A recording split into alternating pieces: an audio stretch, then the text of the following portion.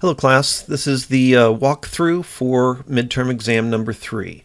As usual, I have the midterm exam itself opened in one window over here, and I am using this package over on the right hand side to serve as a scratch pad for me to do the work in, as well as a calculator to do the calculations that are necessary.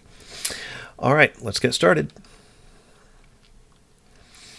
Okay, so first things to notice are the instructions on putting in Excel style scientific notation. Just make sure you remember how that works. Now, first question. We're going to be doing a titration of isopropylamine. We have the formula right here, and we are told that it is a weak base. And we're going to be titrating it with a strong acid, HCl. What is isopropylamine's conjugate acid? Well, we have this formula. When something is acting as a base, it is a proton acceptor. So we look for an item down here that is the same formula as this one with an extra H plus added on. That would be this one right here. Next question. The pKa for isopropylamine's conjugate acid is this value. What is the pKb for the conjugate base at the same temperature? Enter your answer, not in scientific notation, to 3 significant digits. So we know that Ka times Kb equals Kw. This is the same thing as knowing that the concentration of H3O plus times the concentration of OH minus equals Kw. So, since we know that this fact here results in pH plus pOH equaling 14 at this temperature, the same must be true for the pKa and the pKb at this temperature. So, we simply take 14 minus 10.63 to find 3.37, and we're done. Question 3 is a titration problem. We have a certain amount we are starting with.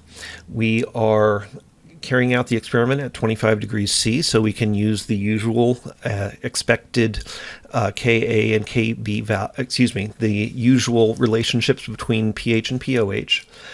We are titrating with a different concentration of HCl, and we want to know the pH reading at each of these cases. So what I'm going to do here, just to keep things straight, this is question 3, and I'm going to set up so the volume of HCl equals 0.000 milliliters.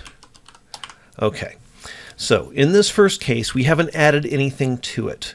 So all we need to do is use our main equation for this base. To simplify things, I am just going to call the base B. We write our standard base reaction.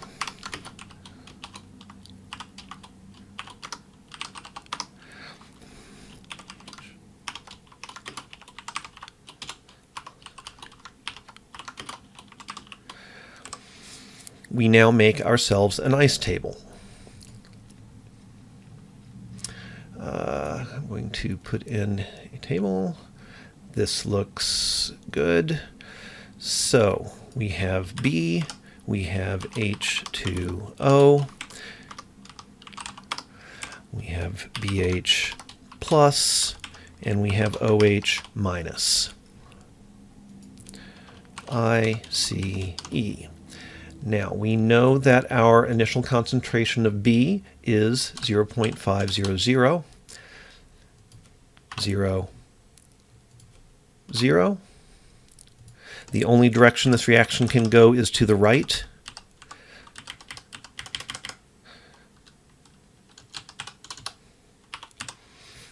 All right. Now, let us associate this reaction with its equilibrium constant, which is the Kb.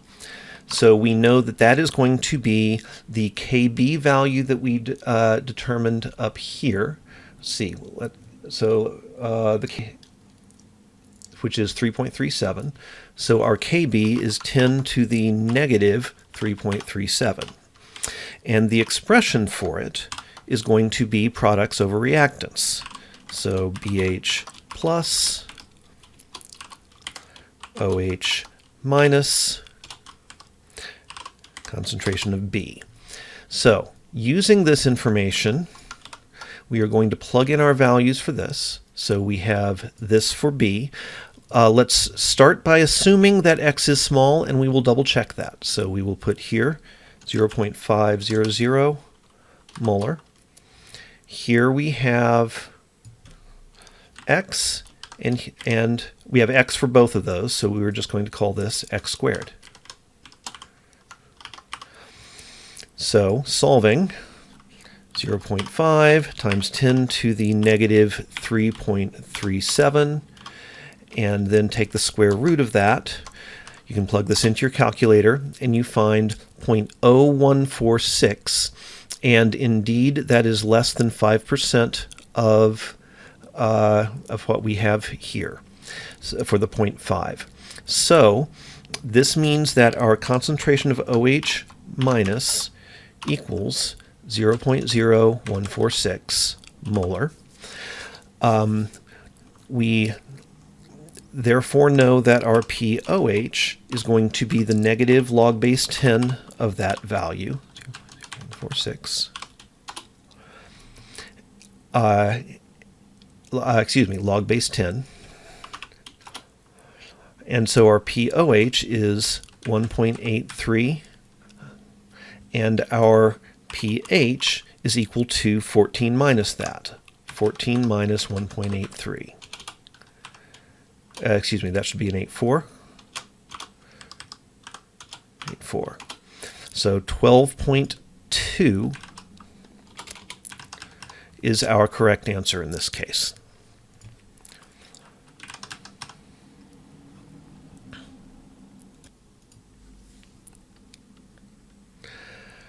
Okay, so we have done our first volume.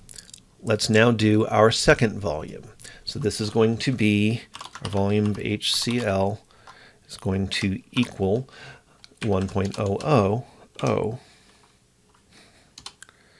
milliliters. Okay, so what we do in this case, we need to be dealing with moles because our volumes are changing from one addition to the other. So let us find the number of moles of the base that we are starting with. So that is going to be our volume, 25.00 milliliters, times our concentration of the base, which is 0.500 moles of B per 1 liter of B. We convert from 1 liter of B to 1,000 milliliters of B, and we are left with something that should be moles of B. So 25 times 0.5 divided by 1,000 gives us 0.0125 moles of B initially. I'll go ahead and get rid of this to make some room. We now need to determine how much HCl has been added. We have 1.000 milliliters of HCl times our concentration of HCl, which is 0.250 moles HCl per 1 liter HCl. We have the same conversion, 1 liter of HCl per 1,000 milliliters of HCl, and we find 0.25 divided by 1,000 gives us 0.00025 moles HCl. Now, what we have to do at this point is figure out what does the HCl do. because this equation that we're working with here does not have hydronium ion as part of it, and the HCl as a strong acid is essentially just producing hydronium ion. So what happens is that it reacts with the base. So we have our B aqueous plus H3O plus from the HCl aqueous in equilibrium with BH plus aqueous plus H2O liquid. And so the idea here is that the HCl reacts with the B to form BH plus. And so in this situation, what we have here is our initial amount of B. So our amount of B after this reaction happens is going to be our initial amount of B minus the amount of HCl that was added,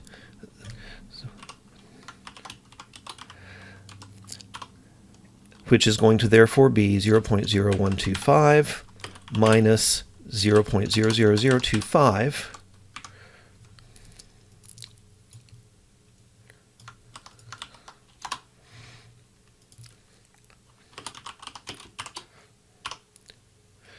0.01225 moles of B.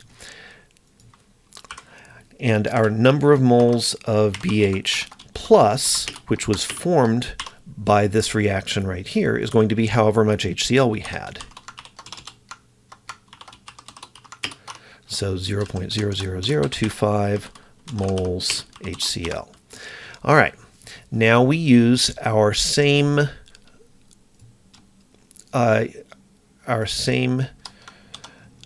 kind of ice table as we had before. Oh, I left out a step. We now need to convert these into concentrations because the ice table is about concentrations. So our concentration of B is going to be the number of moles of B that we have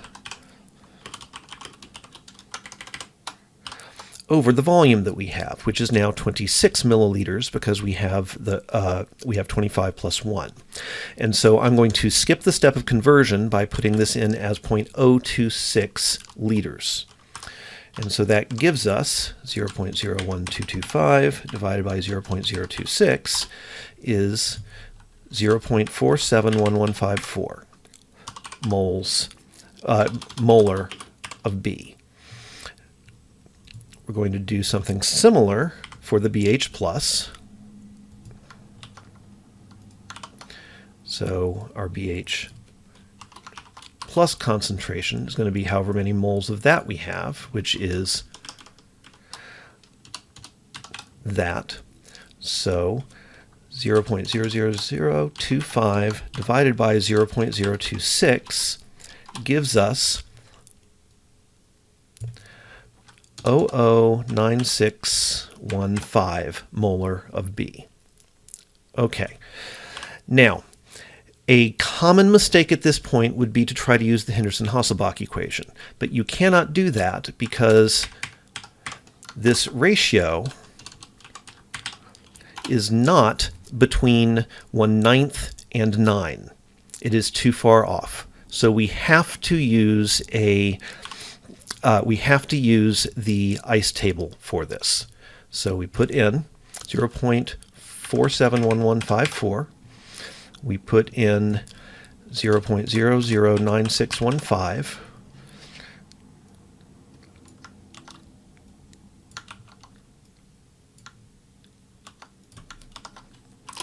We now have that expression. Okay, our BH plus is this one. Up.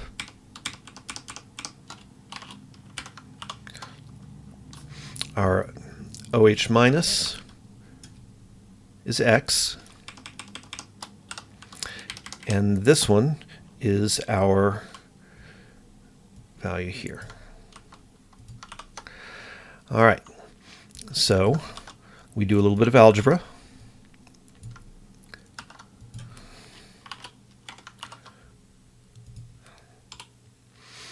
We will multiply the X through.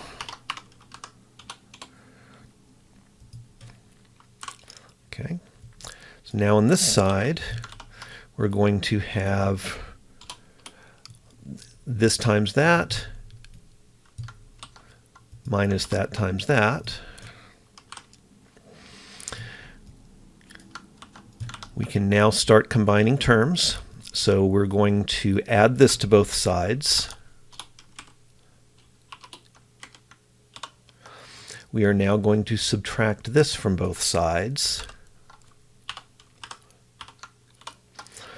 Let's actually figure out what some of these things are. So I'm going to take this whole thing down.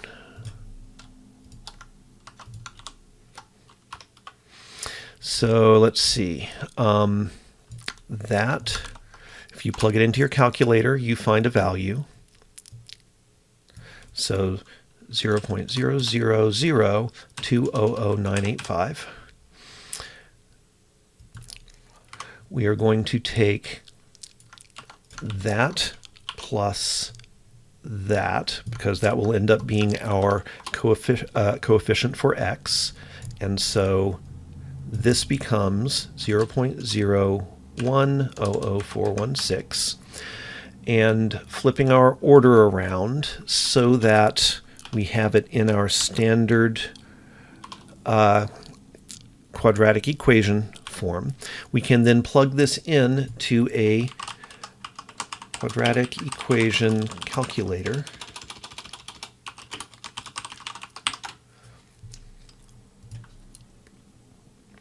Coefficient for A is 1. Our coefficient for B is 0.0100416. And our coefficient of C is negative 0.000200985. Calculate. And it has to be the positive value, so x equals 0.0100189. That is our hydroxide ion concentration. So molar equals OH minus. So our POH equals 10 to the negative log of that, or the negative log base 10 of that.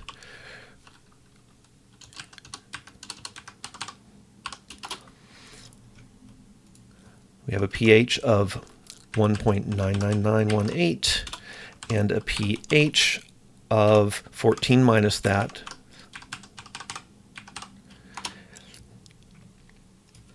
of 12.0008. We are told to use exactly 3 significant digits, so 12.0.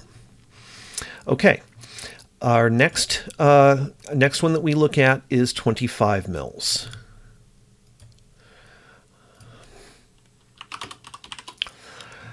So what we can do is bring down the first parts of what we're doing here, and we're going to replace the numbers.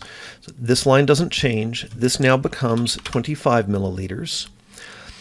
So 25 times 0.25 divided by 1,000 gives us 0.00625 moles of HCl. Using the same equation, we now have minus 0.625. Let's see what that value is. It's the same number. And so at this point, we notice that we have the same number of moles of B as we do of oops, this actually should have been labeled up here. Moles of BH plus, molar BH plus, and this should have been moles of BH plus. That's BH plus, right. Okay, so fixing all of these, BH plus. Now, we have the same number of moles of B and BH plus. That means our concentrations are going to be the same. Given that the concentrations are the same, we can remember the Henderson-Hasselbalch equation, pKa plus log base 10 of concentration of A, whoops, what am I doing here? I don't know what I just did, of A minus over concentration of HA. Now the problem is that this is the acid version of it, and we're dealing with the base version.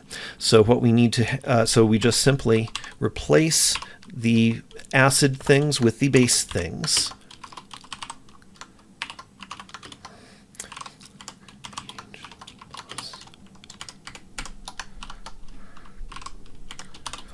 And we now notice our BH plus and our B are of equal concentration.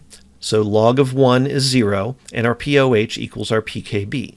So our POH equals 3.37, which means our pH equals 14 minus that. 14 minus 3.37 is 10.63. So in this case, it's 10.6 because we have exactly 3 significant digits. Next, we need to do, I'm going to copy this down because we're going to use parts of this again. We are now going to look at 49 milliliters. So let's figure that out. 49 times 0.25 divided by 1,000.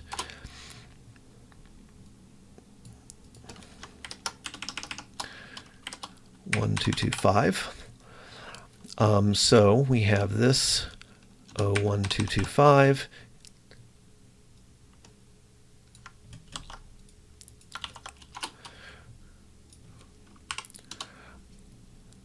okay.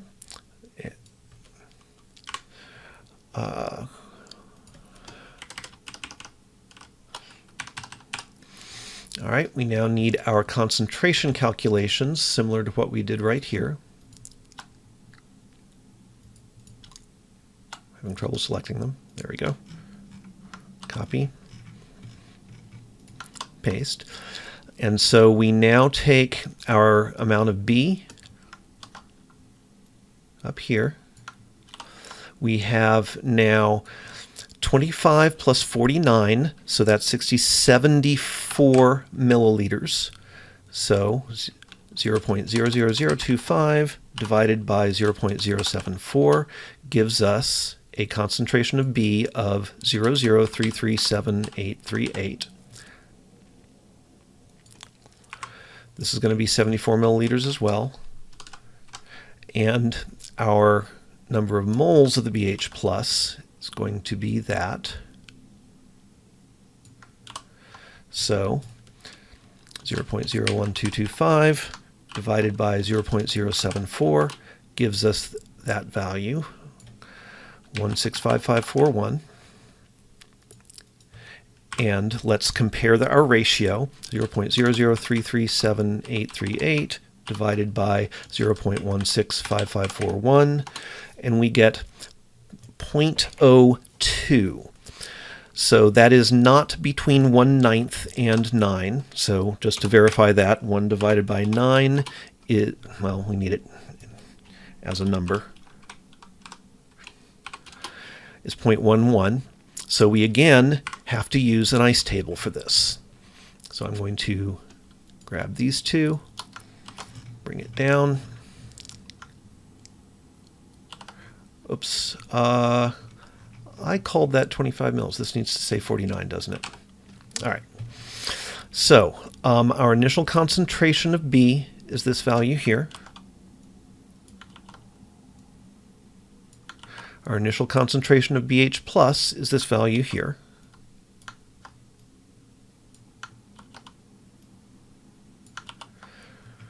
So our equation is this. We take our BH plus,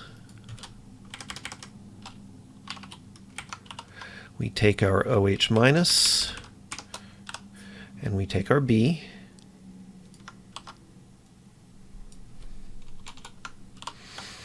Okay. Let's do some algebra to get it into a standard quadratic form. So I'm going to multiply both sides by that. I'm going to multiply through by x.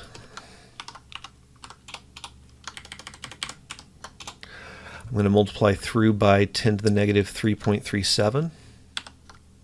So it's going to be that times that minus that times that.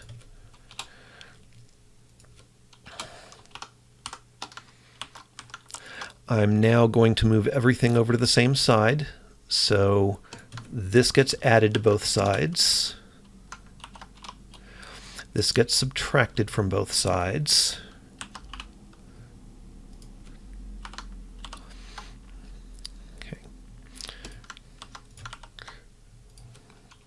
Get it into our standard quadratic form. So I'm going to put the x squared in front. I'm going to calculate what this is and plug it in.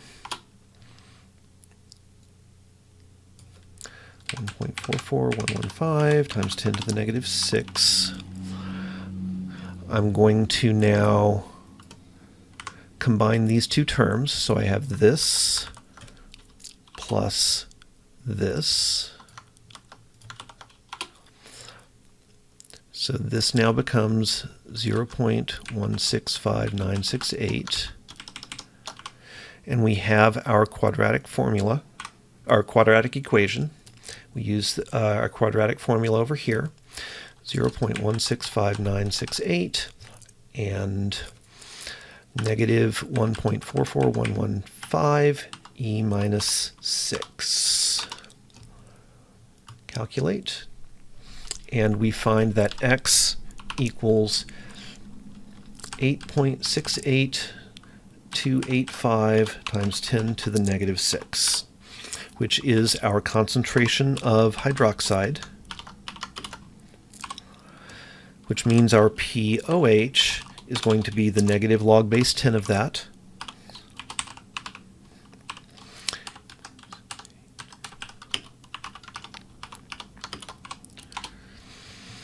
pOH is 5.0.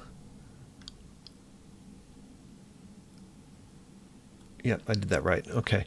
5.06, which means our pH is going to be 14 minus that. It's going to be 8.94. Come back over here. 8.94. Okay. We are now done with our fourth amount. We have a fifth amount to do. So I'm going to bring this down. We have 50 mils that we've added. And what you should notice is that at this point, 50 milliliters is going to take us to the end point. So this reaction that is happening here is going to be is going to go completely to the right, meaning that all of our initial B has turned into BH plus. So that our initial amount of B becomes our total amount of BH plus. So moles of BH plus is what we have here. So our initial concentration of BH plus is going to be this amount, 0.0125 moles BH plus, divided by our total volume at this point, which is 0.075 liters. So 0.0125 divided by 0.075, 0.166667 molar BH plus. Okay. Now, the issue we're dealing with is that in this equation, we don't have the OH that we want to use for this. So we need to write the acid reaction for BH plus. So that acid reaction is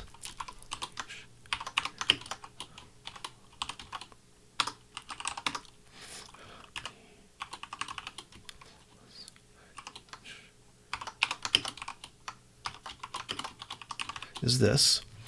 We still need an ice table, but it's going to be a different reaction we're looking at. So we have this is B, and this is hydronium. We have 0.166667, 0 and 0.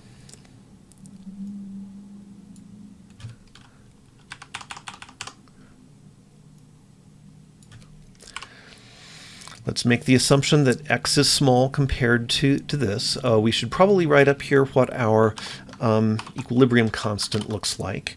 So this is going to be 10 to the pKa that we were given up in this question. So 10 to the negative 10.63. And the expression is going to be simply the equilibrium constant for this reaction, BH3O plus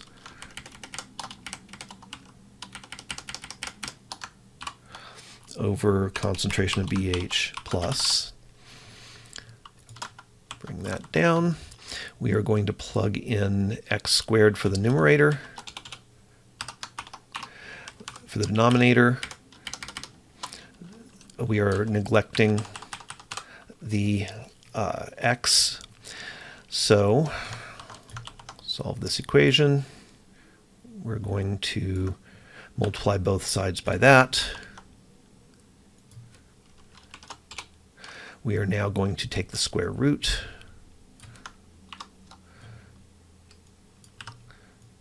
We calculate this, plug it into your calculator, and we find that this equals 1.97663 times 10 to the negative 6, which is our hydronium ion concentration. So our pH is going to be the negative log base 10 of that.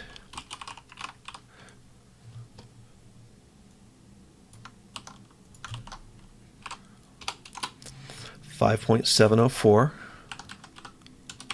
to 3 significant digits, 5.70. All right.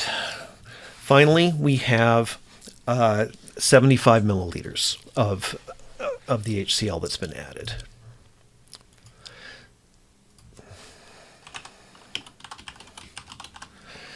So at this point, we know that we are 25 milliliters past the end point. So 25 milliliters of the RHCl. And notice that that is the same calculation that we did up here. No, it's not. Never mind. We're not doing that. 25 milliliters of HCl. So we have a concentration of 0.250 moles HCl over 1 liter HCl. Convert. 1 liter is 1,000 milliliters. And so this is going to give us the number of moles of HCl that we've added. 25, 0.25 divided by 1,000. So 0.00625 moles HCl. This is the excess HCl over and above the amount needed to reach the end point. That is therefore our concentration. That is therefore going to determine our concentration of hydronium. So we take 0.00625 moles of H3O plus divided by our total volume, which is 75 milliliters plus 25 milliliters, or 0.1 liters, to find our hydronium ion concentration of 0.0625 molar H3O plus. Our pH is therefore negative log base 10 of that.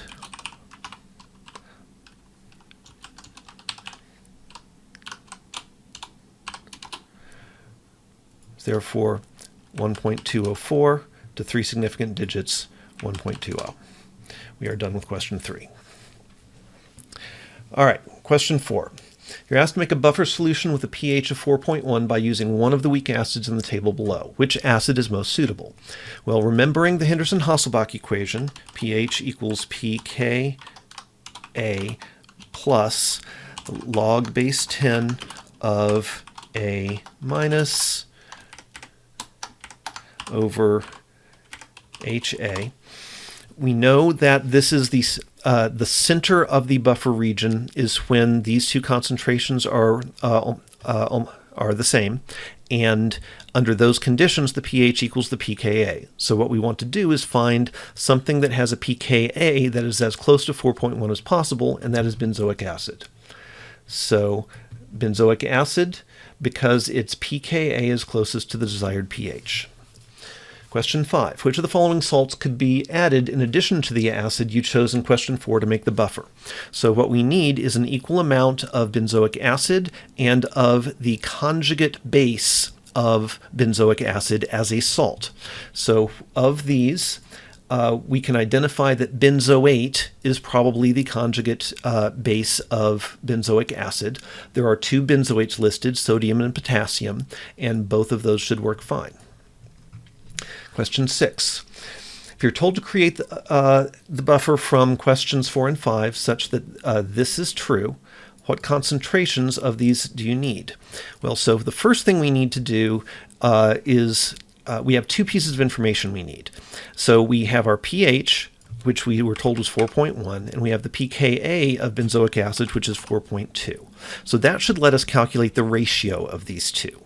So we take this equation. We then subtract 4.2 from both sides, which means that we end with a negative 0.1 on the left-hand side. Now we take this and we raise both sides as 10 to the power of that, 10 to that, and then this just becomes the ratio of those. And so that gives us our ratio, 0.794328. Okay. Now we also have this expression over here. So concentration of HA plus concentration of A minus equals 0.10 molar. All right. So we now need to use these 2 pieces of information. So I'm going to take this. I'm going to solve this for one of the 2. It doesn't matter which one we do. So I'm going to solve it for HA. So I'm subtracting concentration of A minus from both sides. Okay. Now we can take this, since it's equal to HA, and plug it in here. Okay.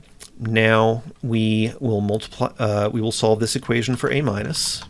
Let's multiply both sides through by the denominator. Nuts. Multiply through by that. Okay. We are going to now use the distributive property.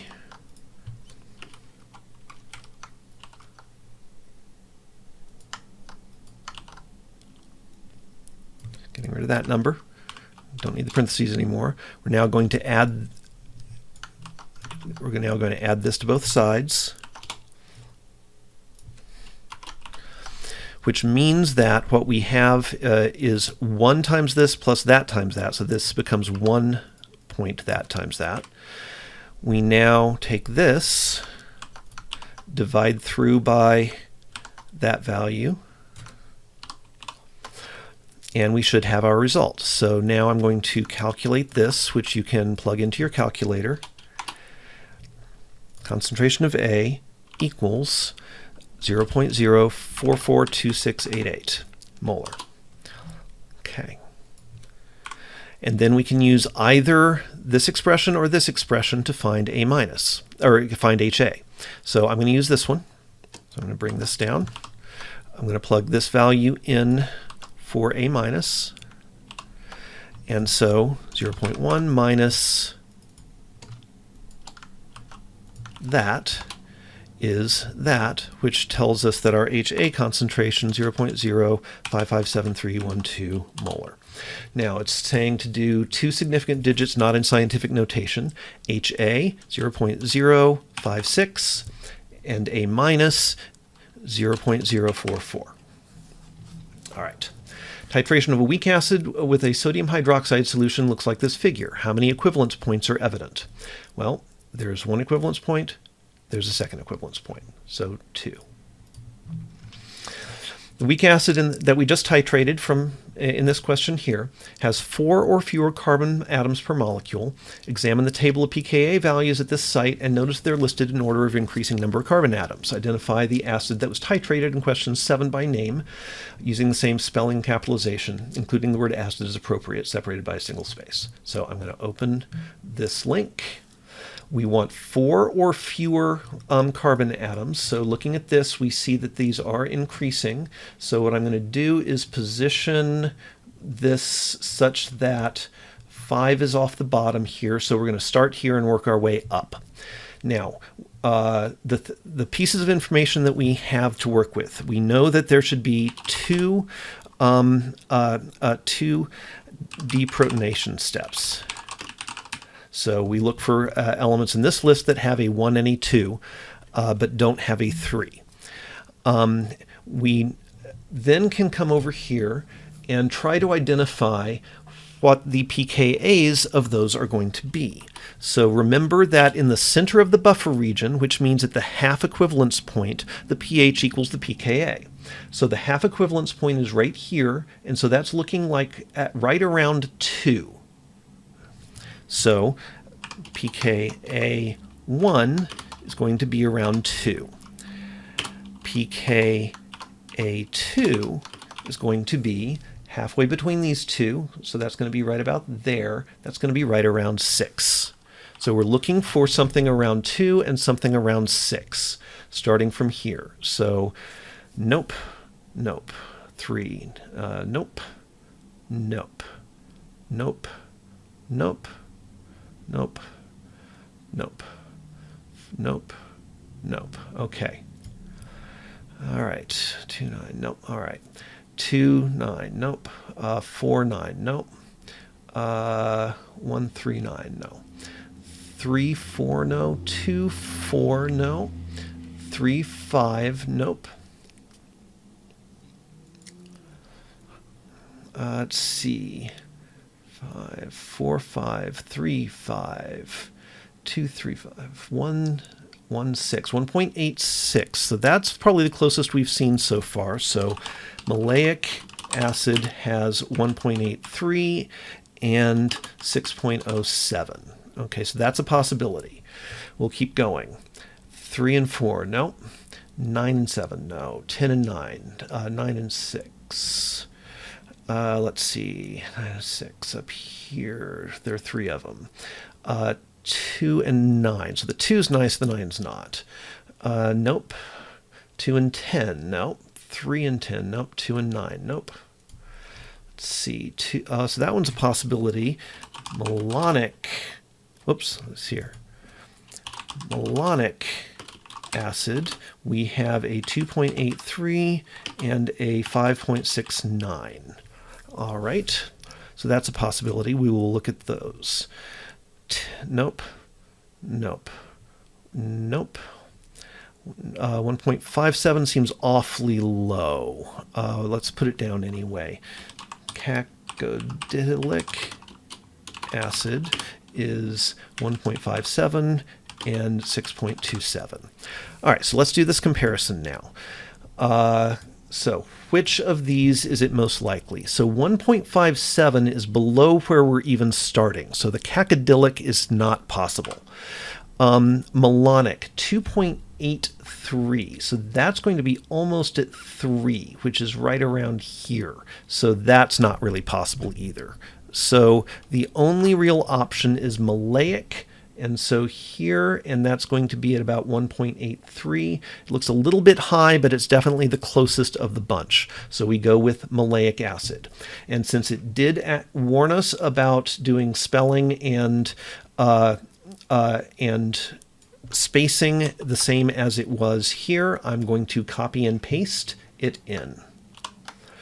All right, question 9. The initial volume of the acid titrated in those questions was 50 milliliters of acid. The sodium hydroxide concentration used in this concentration was 0.100 molar. Estimate the concentration of the weak acid in molarity based on the titration curve. Okay, so what we do, we come up here and we see that the first equivalence point is somewhere between 20 and 30, and the second one is right at 50, which means that this is probably 25. So if the equivalence point is 25 milliliters of sodium hydroxide, then we multiply that by our sodium hydroxide concentration to find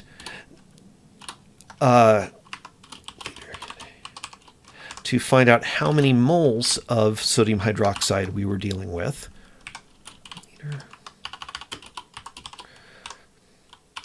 So 25 times 0.1 divided by 1,000 tells us that we had 0.0025 moles of NaOH at the first equivalence point. Now, with that much, that tells us that that is how many moles of the acid we had. So we take this amount of the acid of HA divided by our volume, which was 50 mils, 0.50 liters of HA, to get our concentration that we started with. 0.05 molar of the acid. So, enter your answer, not in scientific notation, to one significant figure. There we go. All right. Kw at water is 50 degrees, at 50 degrees C is 5.476 times 10 to the negative 14th molar squared. What are the pH and pOH of pure water at that temperature? 3 significant digits, not in scientific notation. Okay, so remember that Kw is the equilibrium constant for the autodissociation reaction of water, which is 2H2O. Liquid is in equilibrium with H3O plus aqueous plus OH minus aqueous. And so the equilibrium constant for this reaction is the concentration of H3O plus and OH minus. Okay. Now, if we imagine doing this in a nice table, the concentration of H3O plus and OH minus are going to be the same. So we call this then X squared. And so if our value of Kw is that, then we have 5.476 times 10 to the negative 14. We take the square root of that to find X.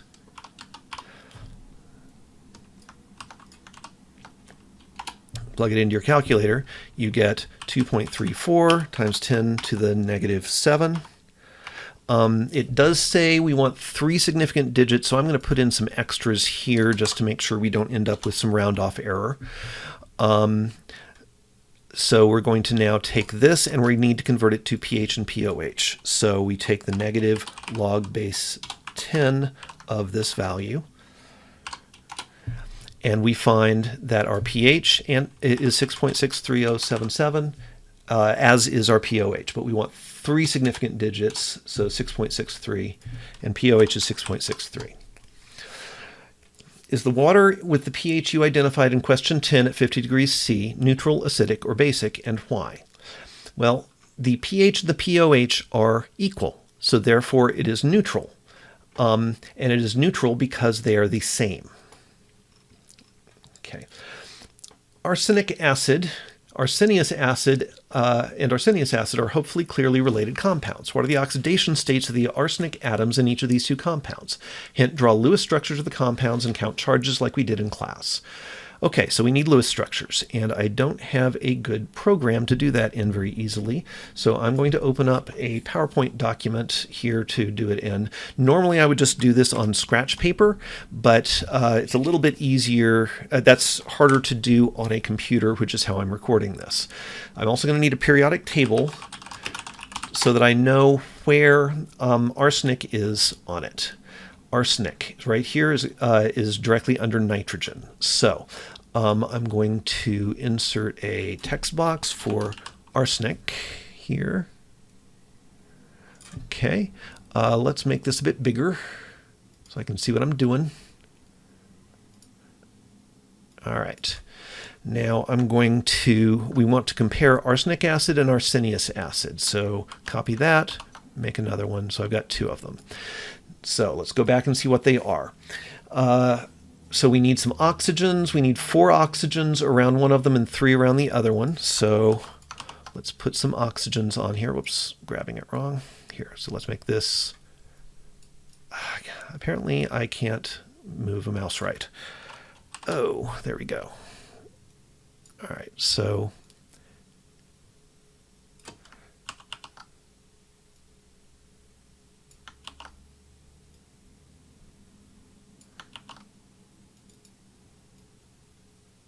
all right, so we've got 4 of these.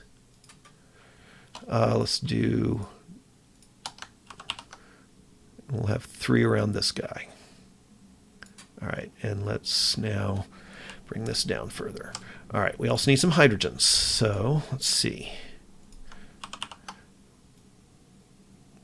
In this case, we have 3 hydrogens.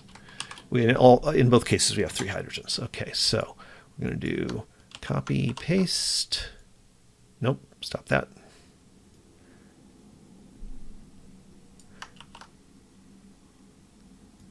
Put that over here.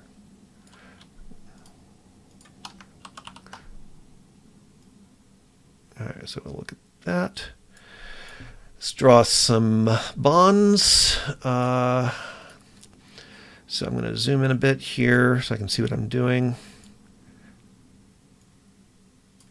All right, so I'm going to draw a bond here.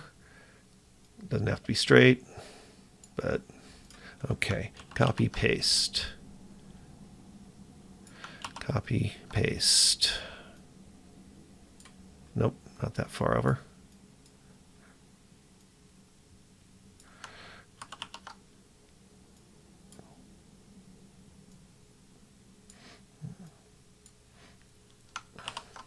Okay.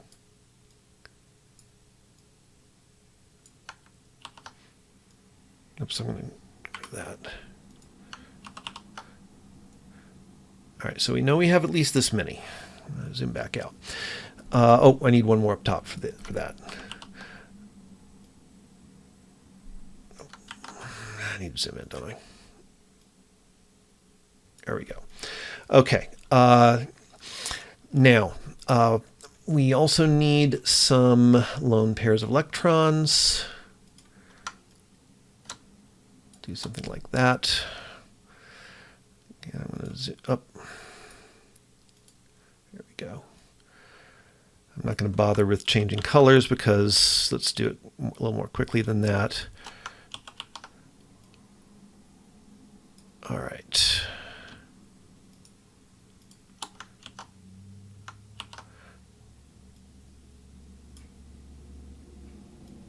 Nope. Nope. All right.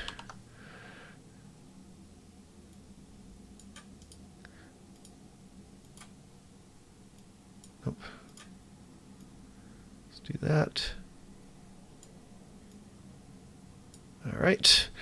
This one is going to be double bonded. And we have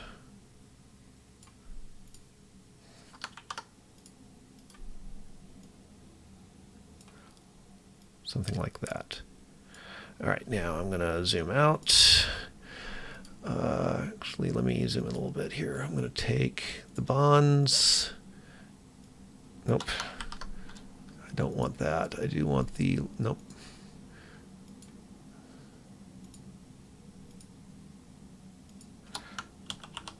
Bring those down here.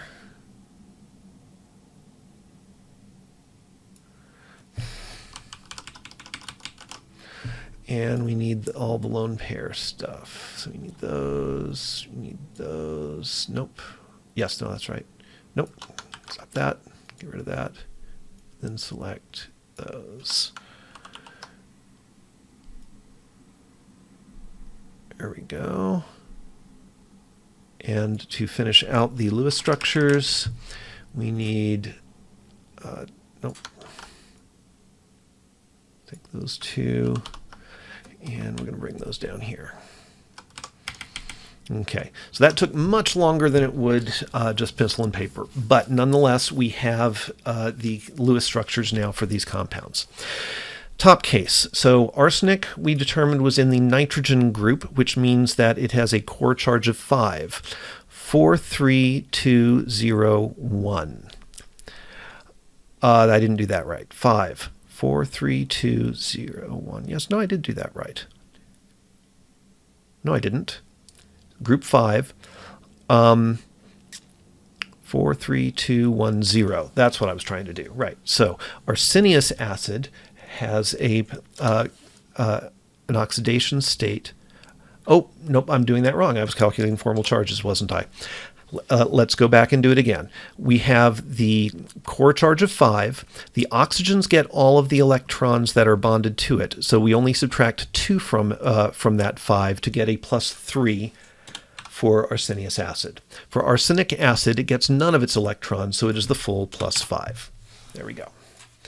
All right. Of arsenic acid and arsenious acid, which will be more acidic and why? Select the one option of each pair to construct a complete argument. Well, the idea is that the higher the oxidation number, the more the electrons are being pulled towards that central atom, and thus the more acidic the hydrogens are. So arsenic acid will be the more acidic because it has a higher oxidation number and thus withdraws electrons toward it more strongly, just making it easier for an H+ ion to be pulled off by a base. Okay. Cadmium is a toxic metal, blah, blah, blah, bunch of stuff. What two ions are the top candidates for selectively precipitating the cadmium? So we look at cadmium's combinations with the various anions that are up here, and we see that 2 of them are much, much smaller than the others. So hydroxide and phosphate. What is your rationale for your answer to the previous question? The salts of these 2 ions with cadmium have particularly low molar solubilities, because the molar solubilities is the data that you are given here. Of all of the ions listed in the table, which of them are conjugate bases of weak acids? Okay, well, let's look at this. So these are positive metal ions. If these were conjugate bases of weak acids, then we would have had CdH3+, we would have had LiH2+, and so on. And none of those make any sense. So none of the positive ions are conjugate bases of any kind of acid, much less a weak acid. So these are the ones we need to look at. So looking across here, we know that Cl-, that we were told that we only have to worry about 6 different strong acids. Those 6 strong acids are HCl, HBr,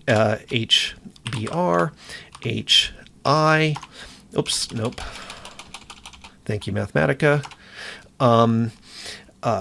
HNO3, H2SO4, where both of the protons in that one are acidic, and one that has has a bunch of chlorines in it, which is not one of the ones that's listed up here.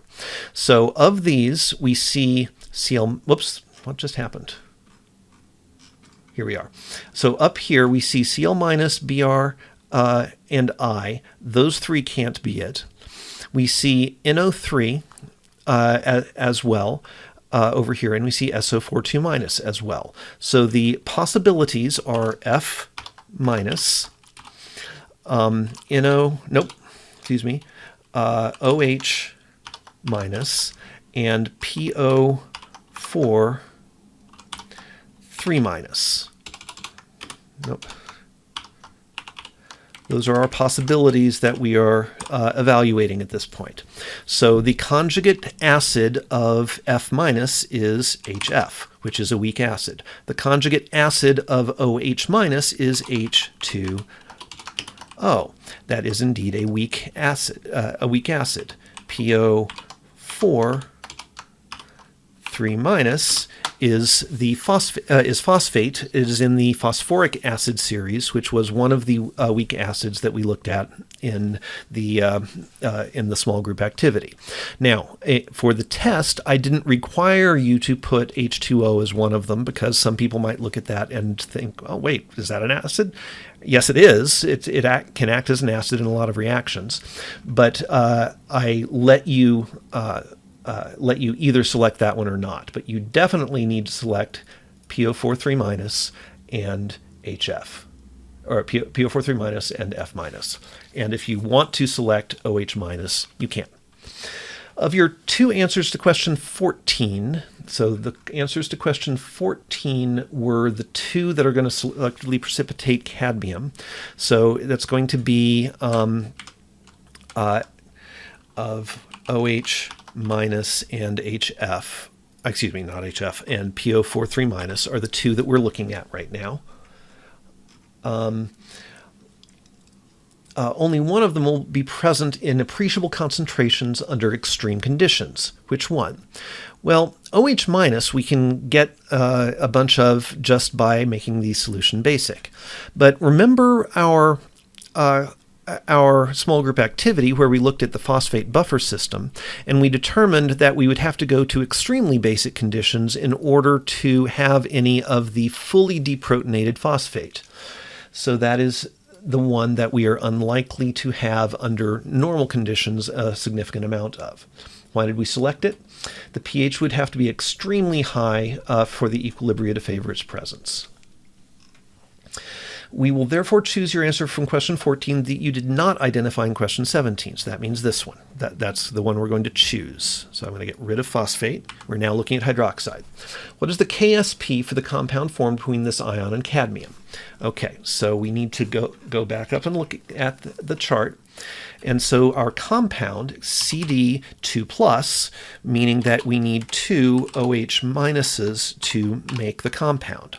So this, when it dissolves, has a reaction that looks like this. And so our KSP is going to be CD2+ OH minus squared. And we are told that the molar solubility, so the CdOH2 maximum that we can have, is 1.84 times 10 to the negative 5 molar. All right, and we want to know what the KSP is.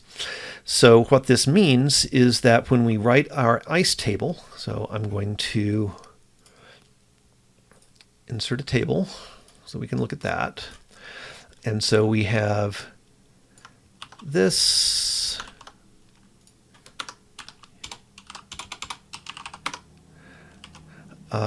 we have CD2+, we have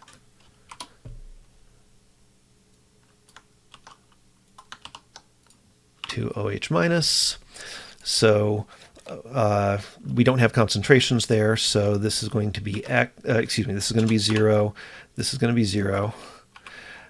If this goes down by x, even though we don't count it as a concentration, this is going to go up by x, and this is going to go up by 2x. So x, 2x. And so our KSP is going to equal x times 2x squared, or 4x cubed. And we know that this value is 1.84 times 10 to the, nope, that's not what we know. We know that x equals 1.84 times 10 to the minus 5, because that is the amount of the cadmium hydroxide that dissolves. So we have 4 times 1.84 times 10 to the negative 5 molar cubed. So 1.84 10 to the negative 5 cubed. Plug that into your calculator, and we find that we have a KSP of that. Let's see, it says 3 significant digits in scientific notation, so 2.49 E minus 14. Okay, question 20. The maximum allowed level of cadmium in drinking water is that, where that's just the mass of the cadmium. What is the concentration, that concentration in molarity? So if we have 0.005 milligrams of cadmium 2 plus per liter, so liter being 1 liter of water. We want to convert this to molarity, so we need to convert milligrams of cadmium into moles. So first thing we do is 1,000 milligrams cadmium 2 plus is 1 gram cadmium 2 plus. We now need to convert using the molar mass to moles. And so going back to our periodic table, we find cadmium, which is right here, and we find that it has a molar mass of 112.41 grams cadmium 2 plus.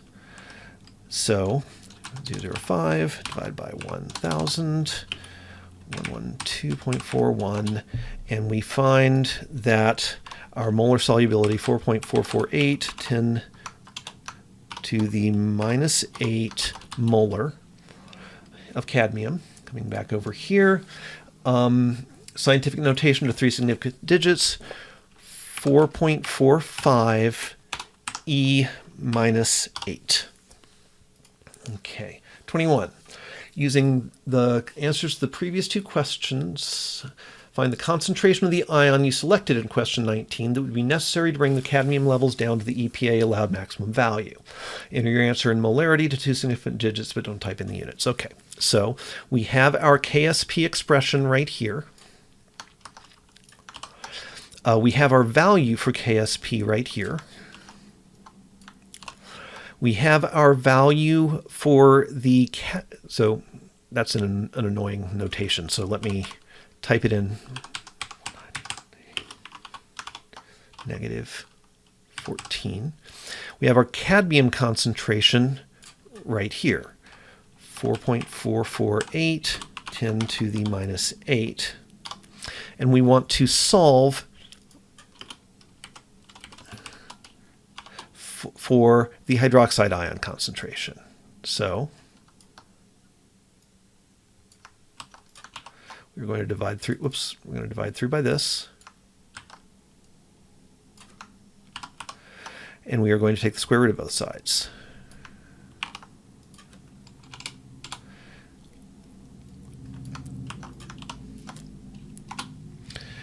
Okay, in molarity to 2 significant digits.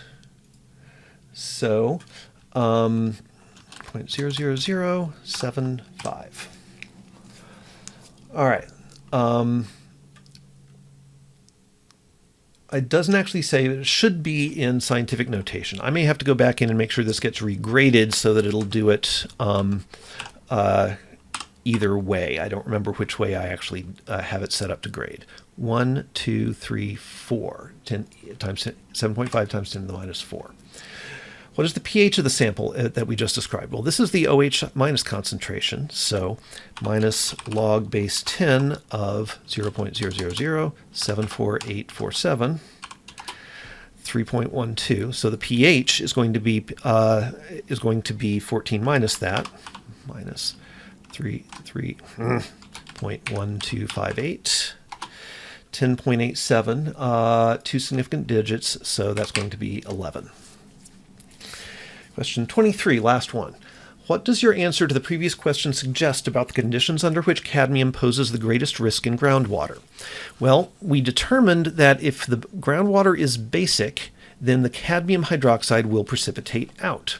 So it's going to be the greatest risk when you have an acidic solution.